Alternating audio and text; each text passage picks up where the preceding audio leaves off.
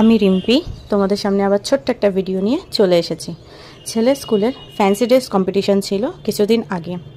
এই কম্পিটিশনে কি সাজবে সেটা ডিসাইড করে থাকে আমার মা, কারণ আমার মা খুব ভালোবাসে তার নাতিকে কি সাজাবে, একটু অন্যরকমভাবে লুক দেবে সেটা নিয়েই ভাবতে থাকে। তো মায়েরই যথারীতি এটা ছিল কনসেপ্টটা যে তার নাতির জন্য কি কি করবে কি না করবে, সেটাই আজকে তোমাদের সামনে ছোট্ট একটা ভিডিওর মারফত তুলে ধরলাম।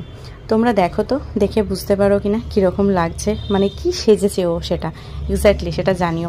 ছেলেও কিন্তু সাজতে ভালোবাসে, তার কারণ কি তাকে একটু অন্যরকম লাগবে, তাকে সবাই দেখবে এবং বলবে বাহ কীরকম লাগছে না লাগছে, সেটাও খুব ভালো লাগে ও শুনতে।